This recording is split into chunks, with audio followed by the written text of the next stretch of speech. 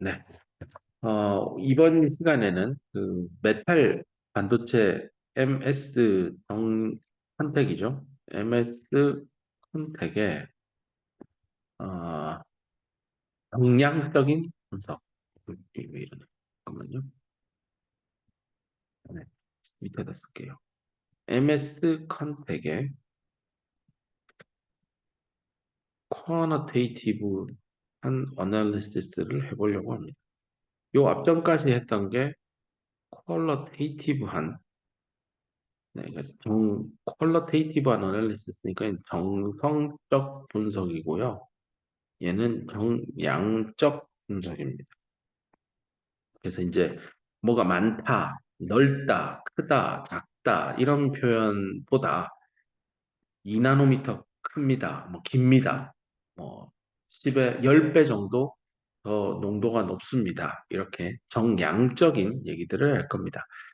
예전에 1학년 시절에 어떤 보고서를 실험을 하고 나서 보고서를 써낼 때 A가 B보다 빨랐습니다라고 하면 점수를 많이 못 받았는데 A가 B보다 2.3배 오차범위 5% 이내에서 빠르다고 예상된 실험 결과 나왔고 그 근거는 이론의 식에 따르면 이렇게 하면 2.4배 빠른다고 나오는데 실험의 여러 마찰력 등 물체 이동 과정의 오차로 인해서 2.3배 빠른 걸로 나왔습니다. 이렇게 보고서를 쓴 거랑 누가 더 정말로 정량과 정성적으로 이론과 실제를 감안해서 작성이 된 건지 내가 말하지 않아도 어느 게 더 정답인 줄 알 겁니다. 자, 이제 오늘부터는 이런 MS 컨택의 정량적인 분석으로 좀 출발을 해보겠습니다. 어, 정량 분석을 위해서 일단은 위에서부터 하나하나 읽어봅시다. 여기 있는 그림을 한번 보면 그게 이제 말하지 않아도 페르미 레벨이 인트린직 페르미 레벨 위에 있으니까요. 이거는 메탈 N타입 반도체 접합입니다. 그리고 이 경계면을 수직으로 쭉 나타냈죠. 여기를 x 이퀄 0이라고 하고 반도체 안으로 들어가는 방향을 플러스 x라고 잡았습니다. 그리고 이 밴드가 휘어져 있는데 이 휘어지는 게 끝나는 이 지점을 x 서브 n 줄여서 xn이라고 읽을게요. 이 xn까지인데 여기가 바로 앞에서 얘기했던 공핍층이 만들어지는 여기에 원래 전자가 있었고 확산에 의해서 메탈로 이동하면서 뒤에 남아있는 이온화된 도너 때문에 플러스 전하들만 남아있는 영역, 즉 전자가 없는, 공핍되어 있는, 부족한 그런 곳. 그래서 반도체 쪽, 네, 이더 세미컨덕터가 얘입니다. 얘, 이 오른쪽에 있는 얘. 그러니까 공핍이 됩니다. 움직일 수 있는 캐리어니까 이게 N형 반도체니까 전자의 프리 일렉트론입니다. 얘네들이 공핍이 되어 있는데 여기까지입니다. 어떤 깊이 W입니다. 그래서 낙석을 좀 지우면 요 xn이 사실상 w입니다. 그죠? 그래서 xn 이퀄 w라고 썼는데요. 아래쪽 그림에서도. 그럼 여기 아래쪽 그림에서 그리려고 하는 거가 뭐냐?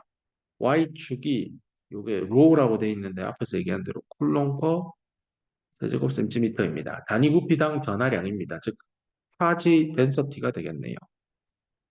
전하가 얼마나 밀도 있게 있느냐를 나타내는 지표인데요.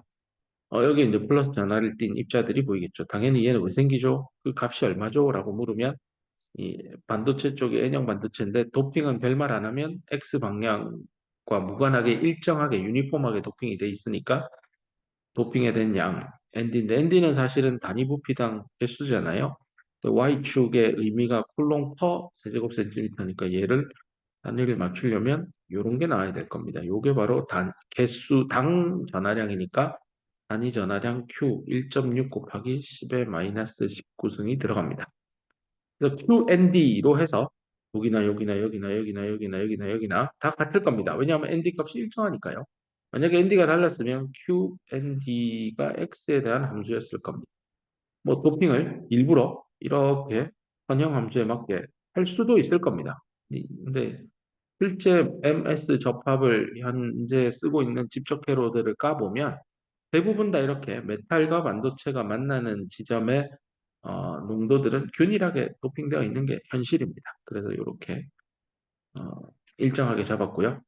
그다음 여기서 이렇게 탁 잘라서 여기인데 여기 아마 아까 뎁스 W까지만 전자가 공급이 없다라는 가정이죠. 실제는 이게 차지 덴시티를 분석을 해보면 다 와가지고 이렇게 바뀌어요. 음. 여기를 좀 더 줌인해서 그리면 요렇게 스텝으로 돼 있는 걸 기준으로 실제 데이터를 까보면 요렇게 내려가요. 그러니까 위로 볼록 한번 하고 아래로 볼록 한번 하고 뭐 요런 형태의 그래프가 나옵니다. 근데 뭐 여기 있는 놈을 빼가지고 요 위에다가 갖다 붙이면 뭐 똑같다. 뭐 이렇게 가정한다면 나중에 뭐 더 어려운 책이나 대학원 레벨의 책들을 읽어보면 이거를 이렇게 꺾어가지고 분석하는 자료들도 있는데 그 수학적으로 복잡만 하지 복잡할 뿐 별로 얻는 실익은 없어서요. 또 어렵기도 하고 이렇게 계단 형태로 자르겠습니다. 이런 거를 디플리션 어프락시메이션이다라고 했었죠. 앞에서 한번 잠시 설명했습니다.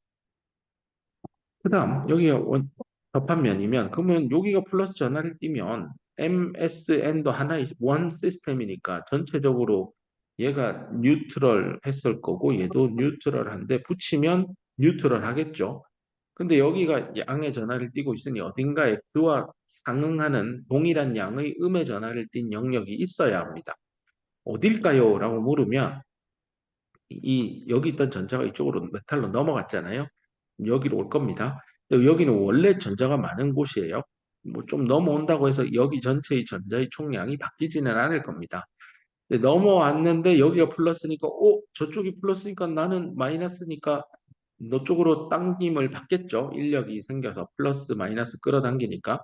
그래서 전자가 MS의 컨택면 여기 접합면 x 이꼴 0인 지점에 x 이꼴 0인 지점에 쫙 달라붙습니다.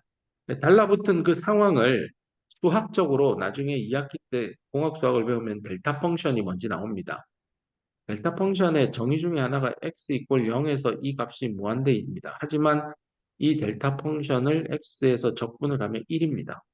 뭐 이게 말이 됩니까? 무한대를 뭐 아는데 뭐라고요? 이런 거의 정의에 대해서는 나중에 수학적으로 어떻게 저런 게 나오는지 봅시다.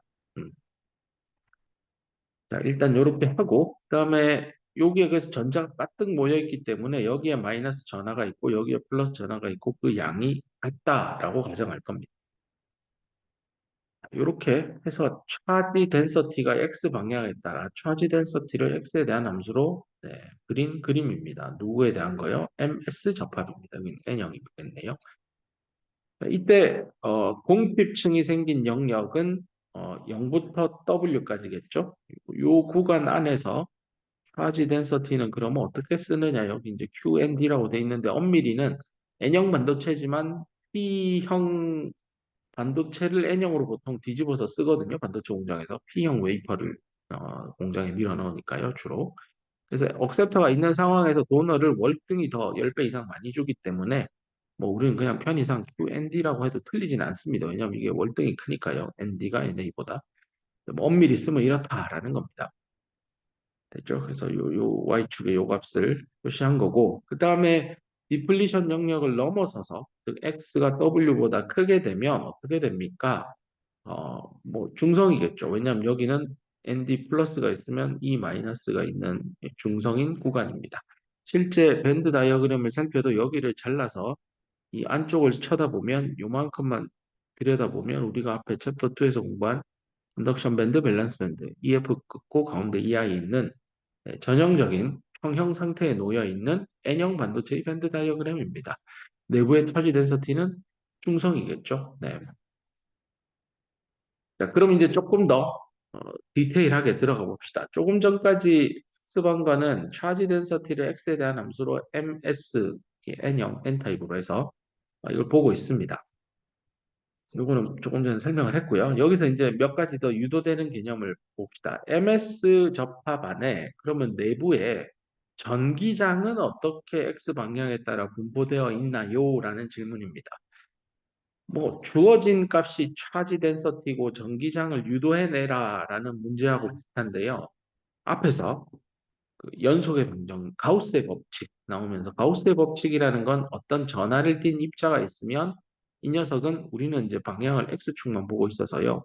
오른쪽 또는 왼쪽으로만 뭔가 쏴줄 겁니다. 뭐 어딘가에 음의 전하를 띤 입자가 있을 거고 이 방향으로 전기장 일렉트릭 필드가 존재한다. 이렇게 배웠었습니다. 뭐 이 상관관계 여기 있는 전하 밀도를 로라고 하고 여기에 전기장을 E라고 할 때 로와 이 사이에 어떤 관계가 있느냐? 뭐 이꼴 상수 3 곱하기 이런 거였냐? 아니었죠. 결론만 얘기하면 전기장이 위치에 따라 어떻게 변하느냐는 차지 덴서티에 비례했고 그 비례 상수는 유전 상수 값이더라 라는 거였습니다. 유전 상수 값 분의 1이 비례 상수가 되겠네요. 요런 식을 포화성의 방정식이다라고 했고 이런 물리 현상을 처음으로 가우스라는 사람이 이해를 했고 실험으로 증명해서 전기장의 위치에 따른 변화량은 내부에 얼마나 많은 전하 밀도가 있느냐에 비례하고 그 비례 상수는 이 전하가 소속되어 있는 재료가 가지는 유전 상수 값에 의해 결정된다라는 얘기입니다. 자, 그래서 포화성의 방정식 여기 갖고 왔습니다. 여기 전기장입니다. 이렇게 뒤집어 쓰는 거. 그럼 요 차지 덴서티는 MS 접합에서 특히 여기 공집층 구간 0부터 W 요 사이 안에서는 요 차지 덴서티가 QND로 일정하죠. 상수입니다. 상수. 그러면 전기장을 X에 대해서 미분했더니 이 전체가 상수가 나오니까 전기장은 네, 요걸 푸는 겁니다. 뭐 이런 걸 이제 first order differential equation 미분 방정식이긴 한데요. 미분 방정식이라고 이름만 거창하지 그냥 전기장 한번 x에 대해서 미분했더니 상수가 나오니까 원래 전기장은 x에 대해서 1차함수구나. 여기 답 쓴 거 보세요. 이렇게 빌립니다. x에 대한 그죠. 수학 시간에 보면 y는 ax 플러스 ab는 상수. 이게 직선의 방정식입니다. 오케이. 그럼 이렇게 풀면 되겠네요. 푸는 방식은 어떻게 풀 건가? 여기서 쭉으로 올 때. 미분 방정식을 풀 때 가장 기본이 되는 거는 일단은 바운더리 컨디션을 찾아야 됩니다. 우리 앞에 예제 문제에서도 그때 이제 세컨 오더까지도 한번 두 번 미분했는데 자기 자신이 나오니까 엑스포넨셜의 x승이 들어있을 거고 엑스포넨셜의 마이너스 x승도 들어있을 거고 그 앞에 쌍수가 붙어도 되고 그다음에 엑스포넨셜의 x랑 엑스포넨셜의 마이너스 x를 더한 것도 두 번 미분해도 자기 자신이 나오고 뭐 그런 등등의 좀 어려운 얘기를 잠깐 했었는데요. 여기서는 더 쉽습니다. 전기장을 x에 대해 미분해서 상수가 나오니까 그 원래의 전기장은 그래 여기 x 앞에 개수 보세요. 이렇게 곱하면 얘죠. 이게 뭐예요? 얘잖아요. 뭐 y는 ax 플러스 b가 있는데 y를 x에 대해서 한번 미분하면 a잖아요. 요거. 네. 그래서 요걸 거꾸로 가는 거예요. y는 하고 쓰는 거예요. y는 하고 쓰면 a 올라가면 되죠. 그래서 그대로 온 겁니다. 네. 요 마이너스 마이너스 앞에서 없어지면 그러면 전기장은 이 기울기 Q, N, D, X 쓰고 그다음 뭔가 부정적분 상수가 이렇게 있을 겁니다. 그 얘를 구해야 되는데 여기 노트에는 구해진 값이 들어가 있죠. 저 어떻게 구했을까인데요. 이 경계를 보세요. 여기 경계. X 자리에 W를 줬더니 차지 덴서티가 어떻게 되죠? X에 W를 주면 차지 덴서티가 네, 이 앞에 보세요. 네, QND입니다. 경계 조건을 잘 잡아서 그거를 미분 방정식으로 풀 때 활용하면 되겠습니다. 그래서 경계 조건을 써서 부정적분 상수를 제거하면 이렇게 답이 나옵니다. 그럼 이거를 그래프로 그린 거예요. 전기장을 여기 두고 이게 x에 대한 함수죠. x쪽에 놓고 그림을 그리면 요것만 놓고 그리면 됩니다. 그냥 뭐 x의 기울기 있고 뭐 상수 붙어 있는 이런 형태의 함수이니까 끄면 됩니다. 근데 이제 끊는 위치가 y 절편이 어디지라고 보면 요 놈이 될 텐데 앞에 마이너스가 있으니까 대충 마이너스 어디쯤에서 출발해서 직선으로 쫙 올라갈 겁니다. 다만 여기만 봐야 됩니다. 0에서 w만 놓고 지금 찾은 거기 때문에 0에서 w. 그래서 이걸 그랬죠. 그럼 그 이외의 구간, 즉 메탈과 반도체의 접합에서 공핍층 막간 영역 여기 그리고 메탈 쪽은 전기장이 어떻게 될까인데요. 여기는요 중성이에요, 중성. 중성이면 여기 차지 덴시티가 0이에요. 그럼 전기장을 한번 미분해서 0이 나오니까 원래 거는 상수겠죠? 상수. 그러면 일정하겠구나. 어떻게 일정할까요? 라는 질문인데 전기장은 나중에 전자기학 공부를 하면 알겠지만 뭐 특정 지점에서는 불연속일 수 있는데 포텐셜은 또 연속이어야 되고 뭐 몇 가지 조건인데 오늘은 그냥 그거보다는 앞으로 돌아가서 여기가 기울기가 0이잖아요. 미분했더니. 그럼 전기장도 0이지. 뉴트럴하기 때문에 전기장은 존재하지 않습니다. 그래서 여기도 0 쓰면 됩니다. 그럼 메탈도는요? 메탈도 내부의 뉴트럴이라서 0입니다. 그래서 전기장 그래프를 그려보면 이렇게 0이고 여기서 불연속적으로 내려와서 여기서 출발해서 쭉 선형적으로 감소한 다음에 여기서 다시 0으로 갑니다. 이런 형태의 그래프입니다. 위에 있는 거에서 밑으로 보고 수학적으로 이렇게 끌어왔으니 그래프를 이렇게 끌어와도 될 겁니다. 자, 이번에는 MS 접합의 전압의 분포에 대해서 봅시다. X에 대한 함수로 M에서 S 방향을 X라고 했을 때 이 포텐셜, 볼티지 이거 어떻게 그림을 그릴 수 있을까인데요. 예전에 한번 이것도 설명을 한 것 같습니다. 여기를 x 이퀄 0이라고 하고 이쪽을 플러스 x라고 하고 여기를 x 이퀄 뭐 임의의 길이 d라고 합시다. 디스턴스의 d. 여기는 하이, 여기는 로우. 그러니까 여기는 하이 볼티지, 여기는 로우 볼티지입니다. 전압이 높은 데서 낮은 쪽으로 전기장이 형성됩니다.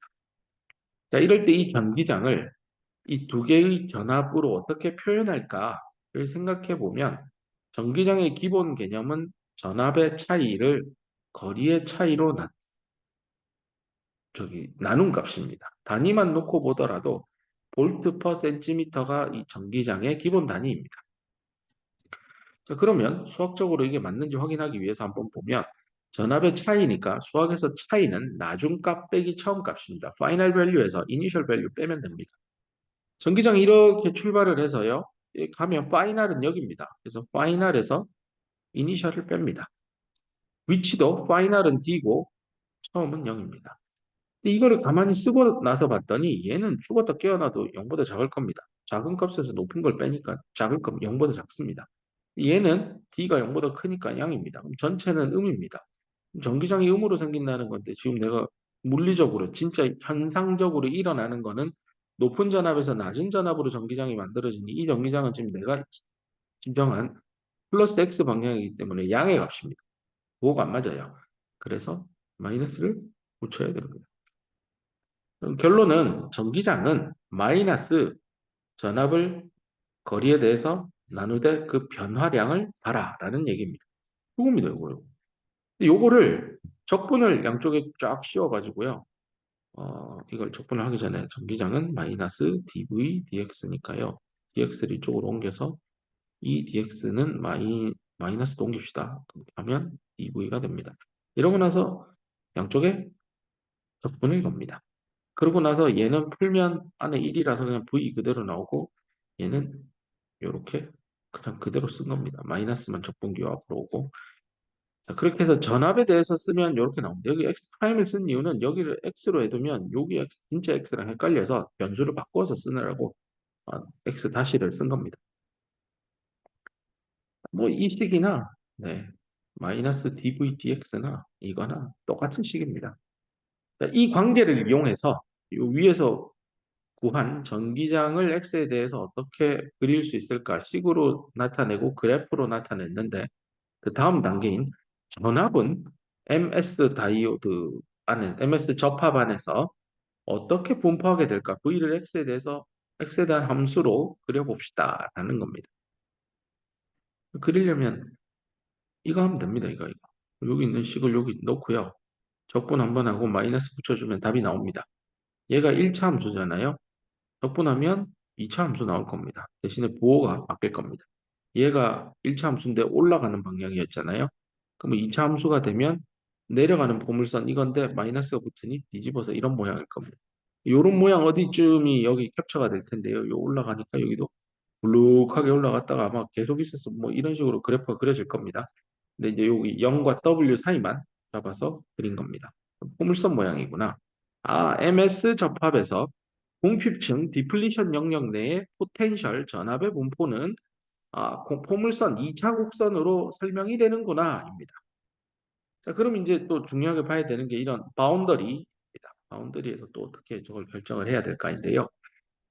여기 있는 경계 조건을 쓰면 됩니다. X가 W일 때 전기장이 0이고요. 뭐 요것만 써도 X가 0일 때도 전기장이 0입니다. 뭐 이런 경계 조건을 이용해서 요 경계에서 값을 구하면 되는데 보통 전압이라는 거는요. 아마 앞으로 학년이 올라가면서 또는 회사에 가서 일을 하고 연구 개발을 할 때도요. 전압은 항상 전압차입니다. 사람들이 그냥 전압이라고 표현하는데 엄밀히는 전압차를 우리는 그냥 편의상 전압이 몇 볼트다라고 할 뿐입니다. 그럼 우리가 220볼트다라고 하는 거는 0볼트를 기준으로 220볼트만큼 높다라는 뜻입니다.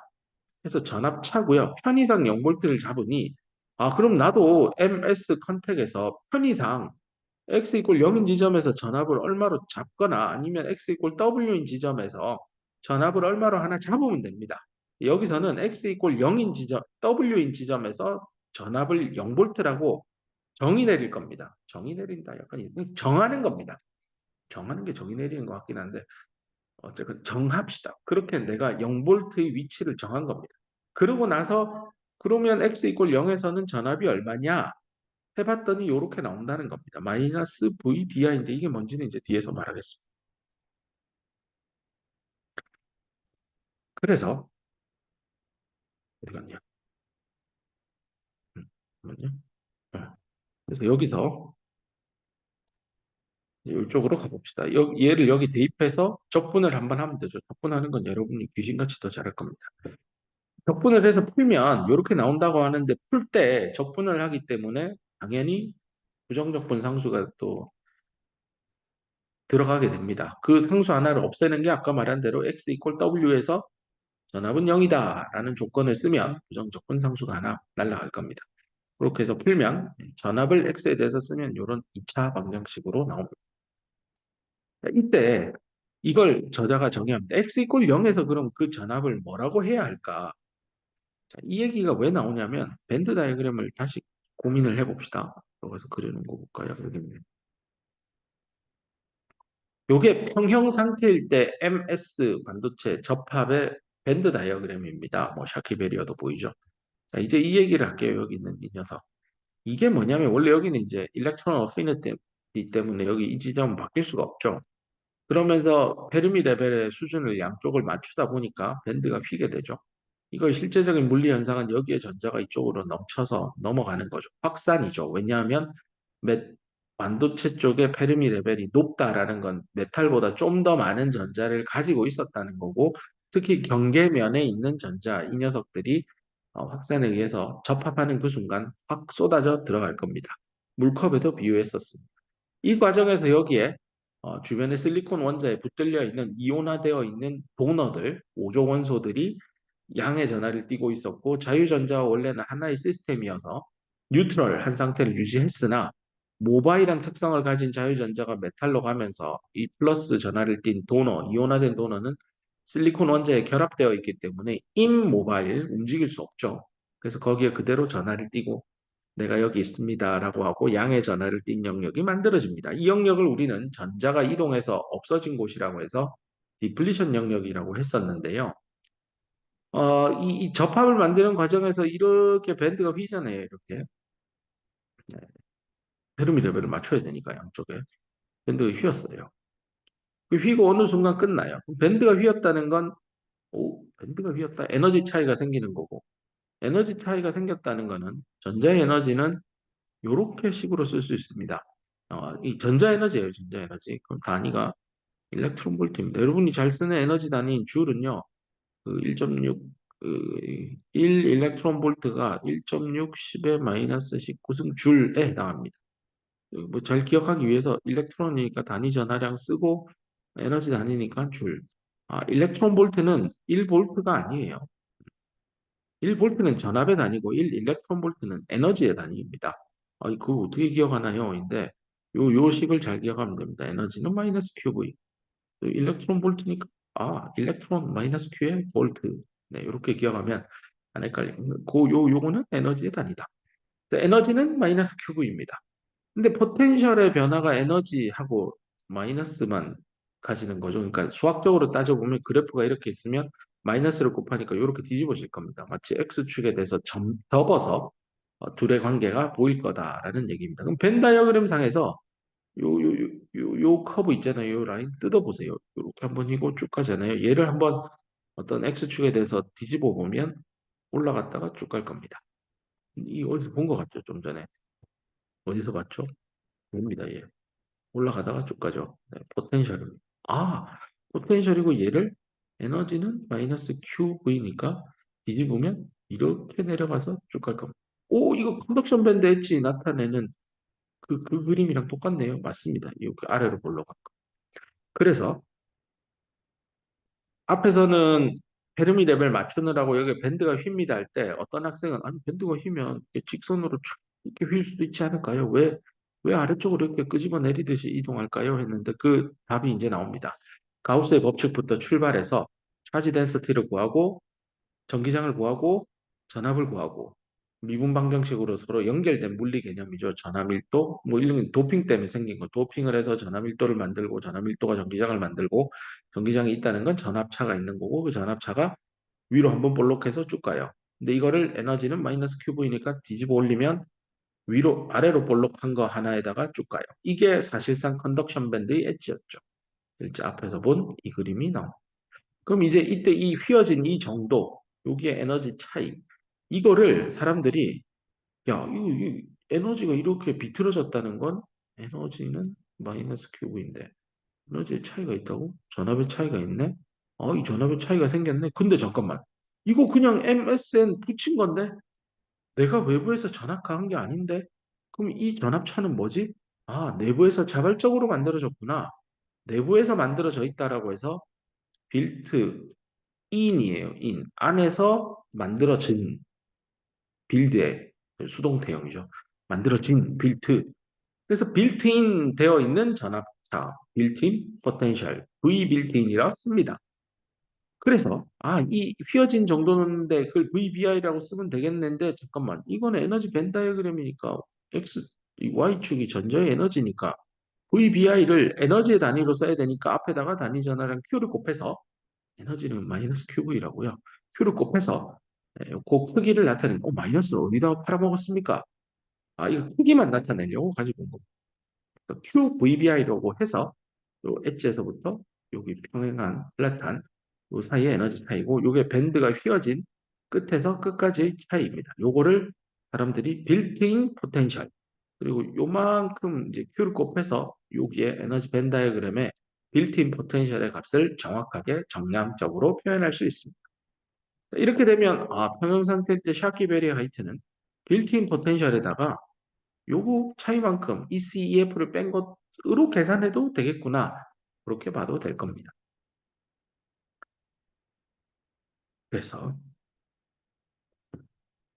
그래서 요게 개념이 나옵니다. 그래서 그래 빌트인 포텐셜만큼이라고 하고 그 휘어진 값이 뭔지는 모르지만 VBI라고 하자라는 겁니다. 그럼 이 값을 또 사람들이 야, 이거는 그러면 도너의 양하고 여기 공집층의 폭 W하고 이걸 함수로 쓰면 어떻게 식으로 쓰면 되는데 정량적으로 어떻게 할 건데 그걸 또 고민했는데요.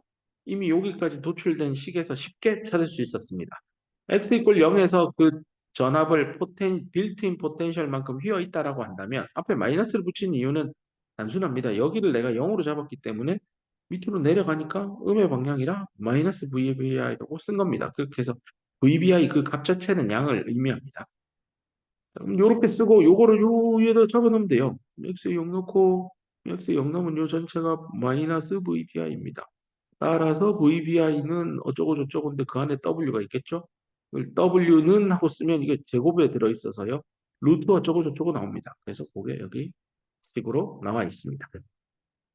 식 정리하는 건 여러분이 저보다 더 잘할 겁니다. 어렵지 않으니까 루트만 씌우면 되고요.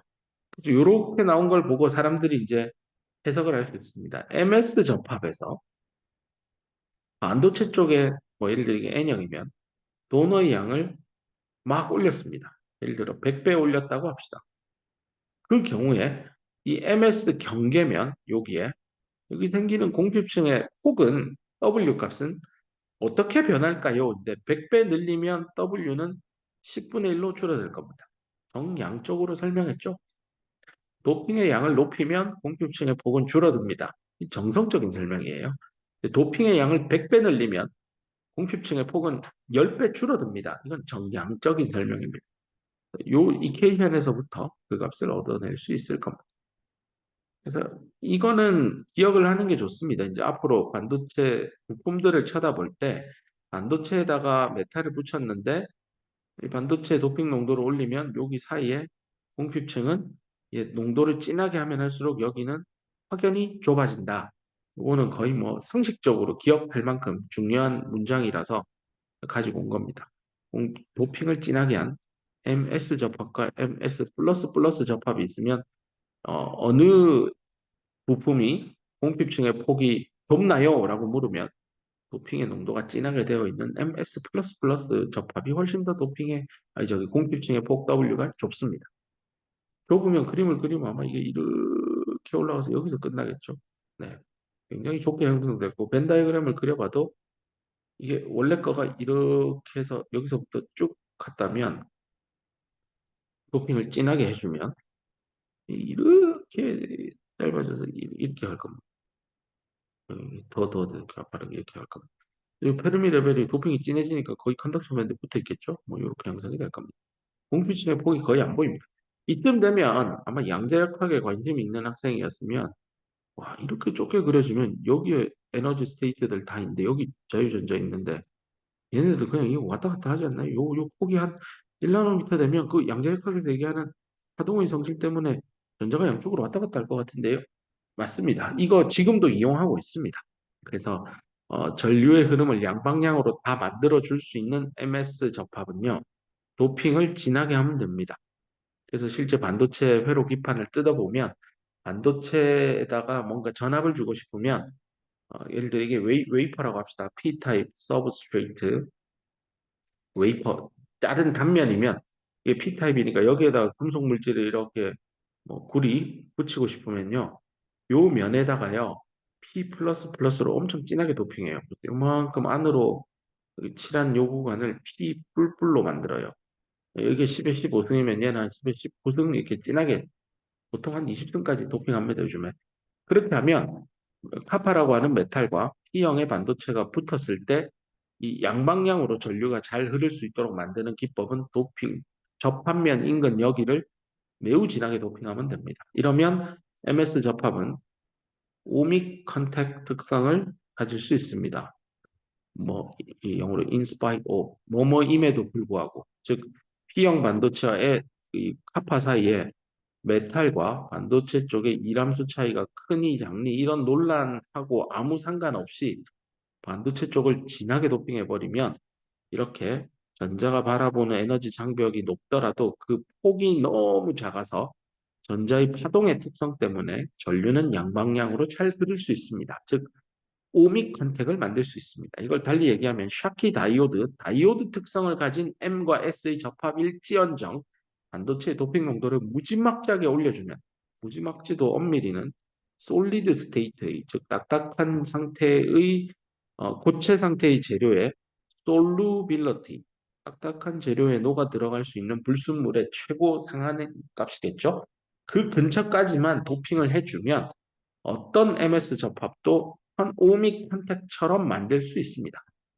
이 얘기도 예전에는 맞았는데 최근에 뭐 2나노, 1나노 반도체 공정에서는요. 이 접합면 자체의 넓이가 너무 좁아져서 반도체가 있고 그 위에 뭐 메탈을 붙인다고 하면 메탈이 뭐 이런 기둥 형태라면 이 만나는 면이 너무 좁아서 여기에 저항을 낮추더라도 면적이 너무 작아서 이 지금 저항값의 절대적인 값 자체가 여전히 큽니다. 원하는 스펙의 요구 조건을 만족을 못해서 애를 많이 먹고 있습니다. 그래서 아마 차후에는 여러분이 회사를 갈 때쯤 되면 카파 대신에 아마 루테늄 계열들로 많이 바뀌어 있을 것 같습니다. 루테늄 또는 뭐 몰리브덴 얘기하시는 분도 있고 뭐 그렇습니다. 낸드 제품에는 텅스텐 많이 쓰는데 얘도 몰리브덴 갈 것 같고요. 뭐 소재의 변화도 있을 겁니다.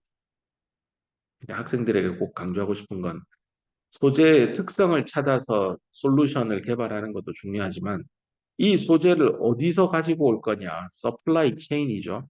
공급망입니다. 내가 그 소재를 사고 싶으면 어느 국가에, 어느 기업에, 그 기업의 재무 상태가 어떻고, 그 기업이 앞으로 공급을 10년 이상 할 수 있는지, 이런 것들도 따져야 됩니다.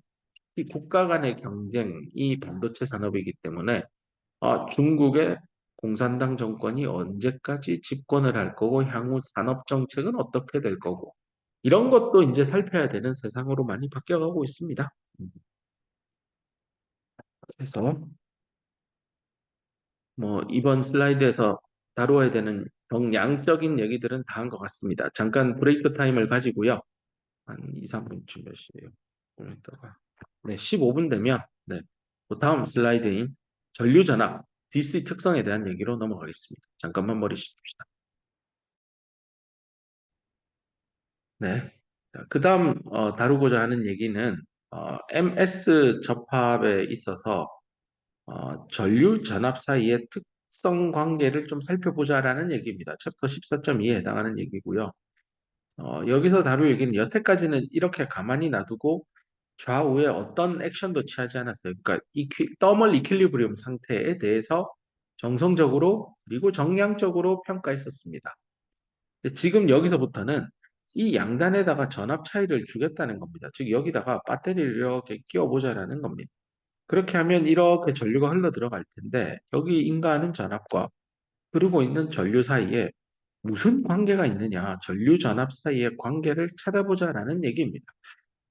슬라이드로 들어가서 쭉 뒤로 한번 넘겨볼게요. 뭐가 있는지 이렇게 스키밍을 하면서 보면 여기가 마지막이죠. 서머리 되기 전에 직전에 여기를 보면 전류 I와 내가 인간 전압을 여기는 어플라이드 볼티지라서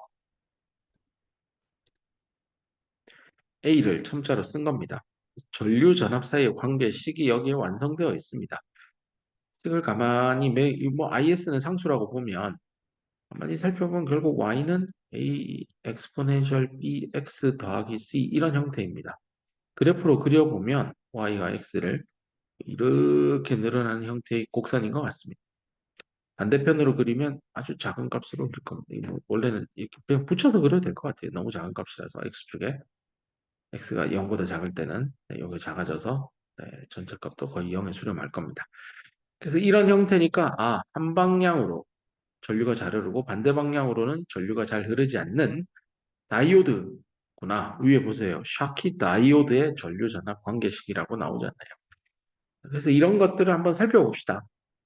MS 접합이 앞에서 공부할 때, 뭐, 메탈과 반도체 이람수, 우리 앞에서 공부한 걸 따져보면 이게 메탈이 MS N형 반도체면, phi M이 phi SM보다 크면, 이 다이오드 특성을 가진다라고 배웠고, 그 반대이면, 오믹 컨택 특성을 가진다고 했습니다.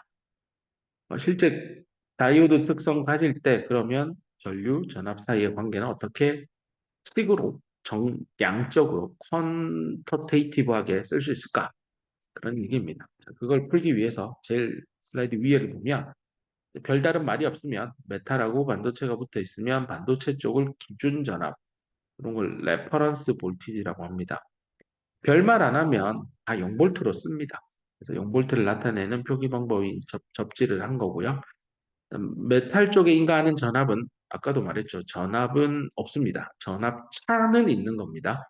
근데 편의상 전압이라고 할 뿐입니다. 전압차니까 누구 기준으로? 레퍼런스 기준으로.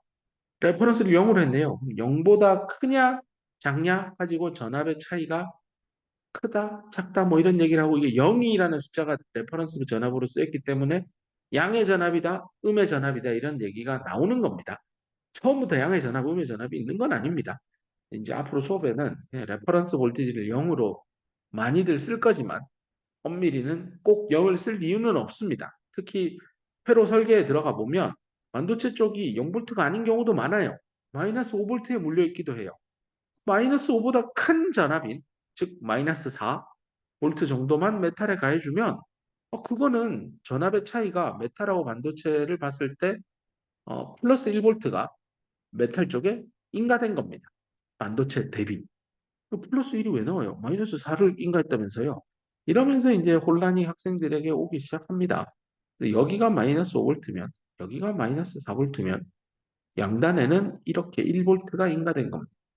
얘가 높고 얘가 낮잖아요.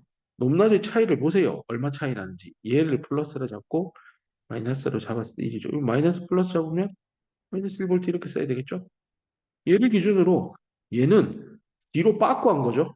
만약에 여기가 마이너스 6볼트 했으면 요 플러스 마이너스라면 얘는 플러스 1일 겁니다. 뭐 이런 극성에 대해서 아마 전기회로 수업 시간에 2학기 때 배우는 교과목에서 더 많이 다루게 될 겁니다.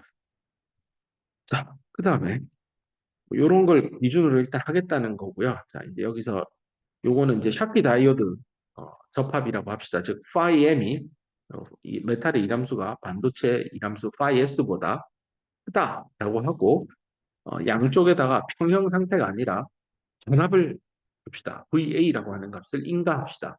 그때 흐르는 전류값은 얼마일까요? 이걸 이제 찾아갈 건데요. 일단 여기 단어부터 봅시다. forward bias, reverse bias인데요. 아마 이 고등학교 책에도 나오더라고요. 그걸 이제 순방향 바이어스, 이거는 역방향 바이어스 뭐 이렇게 표현을 하는데요.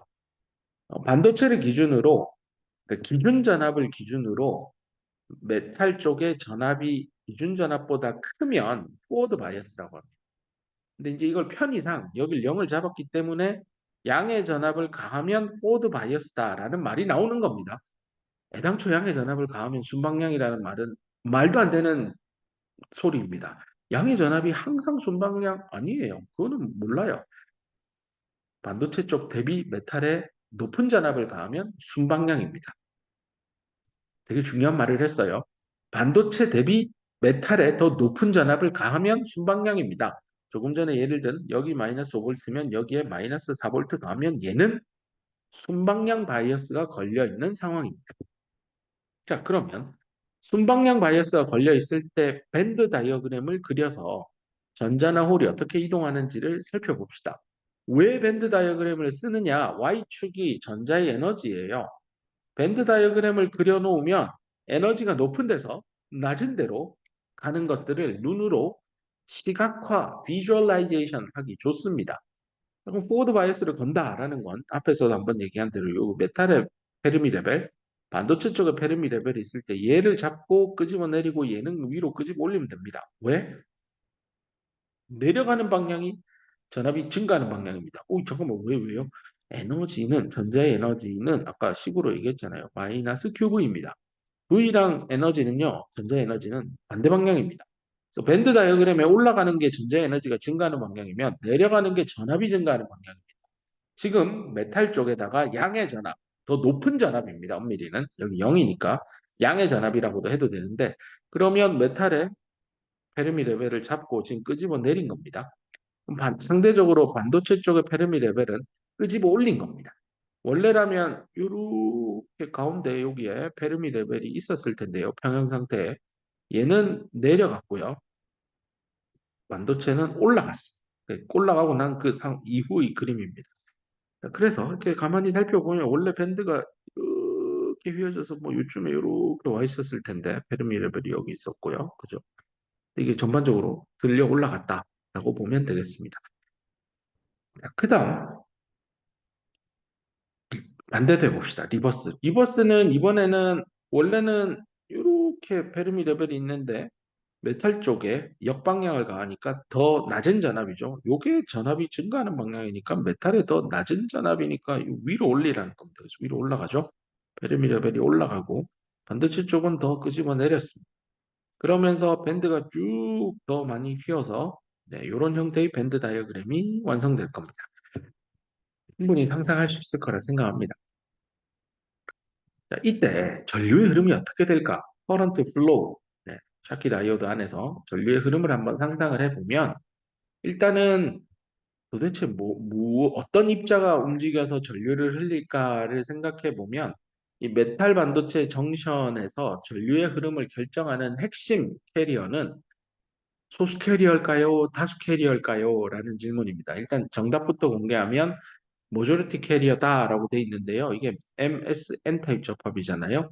요게 이제 전자 분포가 컨덕션 밴드 안에서 어떻게 되고 있는지는 전자의 농도를 에너지별로 예전에 한번 유도했었습니다. 이거 하기 위해서 density of state에다가 페르미 펑션을 곱해서 얻었죠. 물론 이를 적분을 해서 어, 에너지에 대해서 다 적분하면 전자의 총량도 농도도 얻을 수 있었습니다. 결과적으로 대부분의 자유전자들은 컨덕션 밴드 인근에 많이 분포하고 있고 에너지가 한 칸, 두 칸, 세 칸, 네 칸 올라가면 갈수록 그 전자의 개수는 기하급수적으로 지수함수 2를 쫓아서 굉장히 빠르게 감소한다라고 설명했었습니다. 그런 상황에서 평형 상태일 때 그러면 여기에 전자가 이렇게 열, 다섯, 여섯, 일곱, 여덟, 그다음은 네 개, 두 개, 한 개, 뭐 이렇게 기하급수적인 뭐 저는 베이스를 2로 2의 X승 형태로 한 겁니다. 이런 상황에서 전압을 가해서 이렇게 올렸단 말이에요. 전기 에너지를 외부에서 전압을 가했다는 건 이 에너지가 내부의 밴드의 전반적인 에너지 값을 위로 들어 올린 겁니다. 들어 올리니까 에너지 둘, 셋, 넷, 다섯, 여섯, 일곱, 여덟, 하나, 둘, 셋, 넷, 둘, 하나 이렇게 빨간색의 전자분포가 파란색의 전자분포로 이동한 겁니다. 뭐 개별 전자 하나만 놓고 보면 여기서 이쪽으로 에너지 값이 상승됐습니다. 왜냐고요? 내가 전압을 줬잖아요, 외부에서.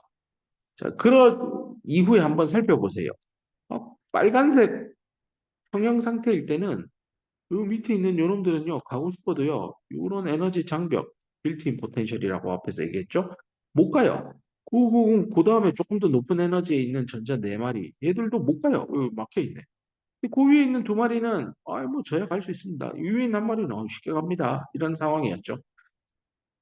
근데, 플러스 전압을 가하고 났더니, 이 한 개짜리는 원래 갈 수 있고요. 두 개짜리도 원래 갔는데 더 잘 갈 수 있는 건데, 이 네 개이죠, 네 개. 요 놈이 드디어 넘어갑니다. 이런 다음에요, 이번엔 전압을 더 높입시다. 더 플러스 플러스로 전압을 가하면 아마 밴드가 조금만 이렇게 갈 겁니다. 살짝. 그럼 여기도 하나, 둘, 셋, 넷, 다섯, 여섯, 일곱, 여덟. 하나, 둘, 셋, 넷, 둘, 하나 이렇게 되면요. 이번에는 이 하단부에 있는 여덟 개도 나도 갈 수 있고 네 개도 갈 수 있고 두 개도 가고 한 개도 갑니다. 자, 그러면 전류의 흐름에 참여할 수 있는 0볼트에서 플러스 전압, 더 센 전압을 가했을 때 전류 흐름에 참여하는 전자 개수를 한번 생각해 보면 얘는 제일 위에 있는 한 개하고 두 개만 같죠? 그 다음 전압을 가했더니 그 밑에 있는 네 개가 같죠? 더 세게 가했더니 1 더하기 2 더하기 4 더하기 밑에 있는 8마리의 전자도 이동합니다. 이걸 가만 보면 수학 시간에 공부한 등차급수, 등차급수 맞나요? 급수의 합입니다. 네. 분명히 2의 x승을 기반으로 하는데 x가 0부터 출발을 하죠. 0, 1, 2, 3, 4 대입하는데 한 개씩 그 항이 더 더해지고 있는 모습을 볼 수 있습니다. 전압은 리니어하게 한 칸, 두 칸, 세 칸 증가시켰는데 전류의 흐름에 참여하는 전자의 개수는 한 칸, 두 칸, 세 칸이 아니라 한 칸, 두 칸, 네 칸, 여덟 칸, 16칸, 32칸, 64칸, 128, 256, 512, 1024, 뭐 이런 식으로 기하급수적으로 늘어납니다. 그래서 전류의 흐름, 전압을 보세요. 어플라이드 전압과 전류가 있으면 전압을 한 칸, 두 칸, 세 칸, 네 칸, 다섯 칸 흘리면 전류는 한 칸이 아니 한 칸, 다음 두 칸 다음에 그다음 네 칸, 그다음 여덟 칸, 뭐 이렇게 16칸 이렇게 드러나요. 그래서 여기 찍히는 포인트를 이렇게 찍기 시작하면 데이터 값이 이렇게 수직으로 하늘을 향해 치솟는 이런 그래프가 나옵니다. 결국 IV 사이에 관계를 어플라이드 전압을 그려보면 y는 ax 플러스 b도 아닐 것이고 ax 제곱 더하기 bx 더하기 c 이런 것도 아닙니다. 다항 함수로 표현할 수 있는 수준이 아닌 즉 비선형 함수인 i는 엑스포넨셜의 va 어쩌고 들어간 식일 겁니다. 여기 이제 상수들이 이런 게 막 붙을 겁니다. 그래서 이걸 이제 완성을 해 나갈 겁니다. 그래서 포워드 바이어스일 때 여기 N형 반도체에 있는 요 컨덕션 밴드에 있는 이놈들이 이쪽으로 넘어가서 전류의 흐름을 만듭니다. 소수 캐리어인 그러면 홀은 무슨 역할을 합니까? 일단 개수 자체가 너무 작고요. 홀 입장에서 이렇게 가는 거니까 잠깐만 올라가는 게 전자의 에너지잖아요. 그럼 내려오는 거는 홀의 에너지겠죠? 근데 홀 입장에서는 이렇게 내려가는 건 더 낮은 에너지를 향해 가는 거죠. 뭐 충분히 가만히 놔둬도 갈 수 있습니다. 홀 입장에서는 얼마든지 이쪽으로 갈 수 있는데 문제는 여기 이제 플러스 전압과 뭐 홀이 가기 곤란한 상황이고 가더라도 그 개수가 미미해서 토탈 흐름에 전류의 흐름에 참여하는 놈은 이놈들이 처음에 한 개만 가다가 그 다음은 요렇게 1 더하기 2가 되고 그 다음에 1 더하기 2 더하기 4가 되고 요 흐름이 훨씬 도미넌트한 흐름이 되더라라는 얘기입니다. 그래서 포워드 바이어스일 때 N형 반도체의 전자니까 모조리티 캐리어의 확산, 반도체에서 메탈로 가는 from A to B, 어, 반도체에서 메탈로 가는 모조리티 캐리어의 확산이 도미네이트, 지배적이다라는 얘기입니다. 그래서 전류도 이렇게 왜 생기는지 설명을 했습니다. 그 근원이 되는 거는 실리콘 결정 재료 안에 컨덕션 밴드 안에 전자의 분포가 페르미 펑션을 따르기 때문입니다. 페르미 펑션에 엑스포넨셜이라는 함수가 등장하니까요. 음. 뭐 이걸 가지고 이제 나중에 리서치를 하기 위해서 대학원에 진학하게 되면 만약에 소재를 전공하는 연구실로 가게 되면 이 안에 있는 덴서티 오브 스테이트를 좀 바꿀 수 있는 소재는 없습니까? 뭐 그걸 바꾸면 전자의 분포가 바뀔 거고 그게 바뀌면 다이오드의 전류 특성이 전류 전압 특성 곡선 자체가 이런 IV 캐릭터리스틱이 바뀌기 시작하겠죠. 다이오드를 더 다이오드답게 할 수도 있고 덜 다이오드답게 할 수 있는 걸 소재의 변화를 통해서 유도해낼 수 있겠습니다. 그렇지만 나는 회로 설계를 전공을 해서 설계 관점에서도 이거 다이오드를 두 개, 세 개, 뭐 여러 개를 병렬, 직렬, 뭐 어떤 식으로 결합을 해서 다이오드의 특성을 내가 원하는 거에 맞출 수도 있을 겁니다. 또 어떤 친구는 디바이스 전공하는 고 싶어서 연구실을 소자 연구실로 진학하면 야, 소자 설계를 할 때 말이야. 도피의 농도를 이렇게 바꾸고 메탈을 이람수를 이렇게 바꾸고 뭐 스트레스를 가하고 메탈과 반도체의 뭐 크기를 어떻게 제어를 해서 등등 디바이스를 부품 자체를 좀 뒤집어서 그 전류 전압 곡선을 건드릴 수도 있습니다. 반도체 제품에 어떤 문제가 생기면 또는 기술 혁신을 해야 되면 회로만 잘해서도 안 되고 소자만 잘해서도 안 되고 소재만 잘해서도 안 되고 다 잘해야 됩니다. 가끔 내가 얘기하잖아요. 그런 엔지니어를 풀스택 엔지니어라고요. 네. 하나만 잘하면 안 됩니다. 나는 소프트웨어를 잘하니까 컴퓨터 시스템 뭐 그런 쪽으로 성장할 겁니다. 그렇게 해도 됩니다만 정말로 뛰어난 세계적인 반도체 엔지니어로 성장하고 싶으면 학문 분야를 따지지 말고 다 이해하려고 노력하길 바랍니다. 그런 엔지니어를 풀스택 엔지니어라고 하고 있고 기업에서 그런 얘기하죠. 사람을 뽑고 싶은데 사람이 없습니다. 그럼 학생들은 그 얘기예요. 뭔 소리 합니까? 하이닉스 가고 싶어서 지원서 내면 다 떨어뜨리면서 뭔 사람이 없대요. 어떤 느낌인지 알겠죠? 기업이 뽑고자 하는 인재상과 학생이 바라보는 인재상의 차이 때문에 미스매치가 생기는 거고 그 간극은 기업이 눈을 낮추거나 학생이 실력을 쌓거나 해서 해결해야 될 겁니다. 자, 원래 얘기로 돌아갑시다. 포워드 바이어스 했고요. 그 다음 리버스 갑시다. 리버스 바이어스는 포워드의 반대말이고요. 메탈 쪽에 마이너스 값을 가하겠습니다. 그러니까 여기를 0볼트로 잡으면 반도체 쪽을 여기에 마이너스 뭐 한 2볼트를 인가하면 뭔 일이 생길까니까요. 이번에는 페르미 레벨을 올리고 여기는 낮추었죠. 그러면 전반적으로 여기 있던 원래는 이 한 마리도 위죠. 한 마리도 갔던 거를 걔도 못 가는 상황입니다. 그러니까 이 모조로티 캐리어가 전류의 흐름에 하나도 기여를 못하는 이런 상황에 도달하게 됩니다. 요 상황. 그럼 전류가 안 흐르겠네요. 맞습니다. 전류 안 흐릅니다. 근데 하나 흐른다면 메탈에 있는 여기 전자가요. 다이내믹 시츄에이션이니까 뭐 이렇게 얼마든지 왔다 갔다 하고 있을 겁니다. 이 샤키베리 하이트보다 높은 전자가 특히 접하면 인근에 존재하면 어, 요 올라오면 왼쪽 오른쪽으로 갈 확률이 반반 50%다라고 하면 뭐 경계면에서 보통은 요 특정 크리티컬 랭스가 있습니다. 그 두께 안에서 자유전자가 생성이 되면 50% 확률로 넘어오긴 합니다. 그래서 요 놈 때문에 넘어가면 여기에 강력한 전기장이 있죠. 빌트인 일렉트릭 필드. 여기 전자죠. 그러면 힘 받겠죠. F는 마이너스 QE니까 전자. 전기장의 반대 방향으로 힘 받죠. 방향이 반대잖아요. 마이너스니까. 그럼 전기장이 이렇게 오르막 방향, 컨덕션 밴드의 오르막 방향으로 형성되어 있으니까 전자가 이렇게 갈 거예요. 스캐터링 이벤트 세 가지 배웠죠. 포논 스캐터링, 임퓨리티 스캐터링, 전자끼리 스캐터링. 충돌 나면 운동 에너지 정리 어떻게 되는지 배웠죠. 컨덕션 밴드 엣지에서 전자까지 에너지 차이, 이 카이네틱 에너지를 잃을 겁니다. 충돌하면 여기 오죠. 전기장 여전히 있죠. 가속 운동합니다. 충돌 나죠. 에너지 잃습니다. 갑니다. 뭐 그렇게 해서 이걸 깔끔하게 그려보면 이렇게 넘어오면 충돌 나고 가고 충돌 나고 가고 충돌 나고 가고 뭐 이렇게 해서 결국 이쪽으로 옵니다. 근데 문제는 아주 재미난 현상은 만약에 마이너스 2볼트에서 마이너스 5볼트로 전압을 더 세게 가면 페르미 레벨이 이렇게 올 거고 이렇게 해서 이건 더 휘어서 이렇게 될 겁니다. 뭐 그래도 이 샤키 베리어 하이트 자체는요. 이전에 요 값이나 같아요. 뭐 2-2에서 마이너스 5로 가한들 자유전자가 이렇게 올라와서 특정한 두께 안에 들어오기만 하면 이렇게 가서 또 쿵, 뭐 이런 운동을 해서 좀 많이 가긴 가야 되겠네요. 계단을. 뭐 갑니다. 음, 이렇게 도달해요. 마이너스 1을 가하나 마이너스 5를 가하나 넘어가는 전자는 변함이 없습니다. 왜냐하면 샤키 베리어 하이트가 안 바뀌거든요. 그래서 재미나게 마이너스 2볼트를 가하나 5볼트를 가하나 그러는 커런트의 값은 똑같습니다.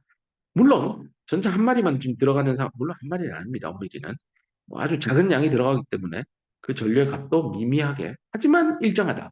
그러니까 small but constant한 전류가 흐르게 됩니다. 바이어스를 음의 방향, 음이라고 하지 맙시다. 리버스 바이어스를 가하게 되면 작지만 일정한 전류, 전압과 무관한 상수함수로 전류가 흐른다는 얘기입니다. 근데 이 작다라는 걸 0이라고 가정하면 전류가 안 흐른다라고 얘기해도 되겠네요. 근데 누구랑 비교해서 포워드 바이어스 걸렸을 때 흐르는 전류값과 비교하면 너무너무 작으니까 보통 얘가 밀리암페어로 흐르면 얘는 나노암페어 단위로 흘러요. 따져보면 100만 배 차이다. 1암페어하고 1 마이크로암페어 느낌 오죠? 어느 정도 차이인지. 요거 사람 죽어요. 근데 얘는 만져도 안 죽어요. 그 정도 차이입니다. 자, 그래서 리버스 바이어스일 때 모조리티 캐리의 확산, 메탈에서 반도체로 가는 것들이 요거 메탈에서 반도체로 가는 요 놈. 요게 요번에는 도미넌트 할 겁니다. 그 결과 요렇게 small but constant한 그런 전류가 흐르게 될 겁니다. 자, 오늘 여기까지 다룬 여기가 샤키 다이오드에서 어떻게 전류가 흐르는지, 왜 다이오드라고 하는 전자부품에서 전류가 한 방향으로 흐르느냐, P형, N형을 붙인 다이오드에서 얘기는 나중에 할게요. 지금 다루고 있는 다이오드인 메탈과 반도체 접합으로 만든 다이오드에서는 에너지 벤 다이어그램 그림을 그려보면 명쾌하게 왜 전류는 한 방향으로 흐르는지 잘 보일 겁니다. 다음 시간에는요, 뭐 지금 한 번에 잘 그린 거네요. 이게 평형이고 얘는 포워드고 얘는 리버스일 때 그린 거죠. 한눈에 이렇게 잘 보일 겁니다. 요 얘기를 했고 이제 양적으로 오늘은 정성적으로 한 거고요. 양쪽으로 또 어떻게 되는지는 이거 잠깐만 오늘 했던 거 아니에요? 맞습니다. 오늘 했던 차지 덴서티 플랫, 전기장 플랫, 포텐셜 플랫인데 뭐 아까 봤던 식하고 비슷한데요. 예, 요것만 들어갑니다. VA라고 하는 거. 내가 인가하는 전압 VA, 그러니까 VA가 0이 아닐 때 어떻게 되는지에 대한 얘기만 첨언을 하면 오늘 배웠던 정성적인 분석을 그대로 활용하면 됩니다. 뭐 그렇게 해서 다음 시간에는 아마 이 전류 전압 관계를 또 포워드 바이어스 걸릴 때죠. 눈으로 보면 메탈과 반도체인데 포워드 바이어스를 걸어서 반도체에 있는 전자가 와장창 넘어가는 상황인데요. 어디서부터 출발해가지고 아마 운동에너지 정의 내려갖고 할 건데요. 출발해서 전류를 뭐 이상한 기호를 쓰는데 반도체에서 메탈로 새까맣게 칠한 게 전자예요. 전자가 넘어가는데 속도가 Vx인 거 뭐 해가지고 풀어낼 겁니다. 뭐 쭉 풀면 오늘 이거 배우기로 한 전류 전압 캐릭터리스틱으로 도달합니다. 요거를 사람들이 다이오드 방정식, 다이오드 이퀘이션이라고 합니다. 다음 시간에 요거 마무리할 수 있을 것 같고요. 마무리가 되면 또 그 다음 못다한 얘기로 또 넘어가도록 하겠습니다.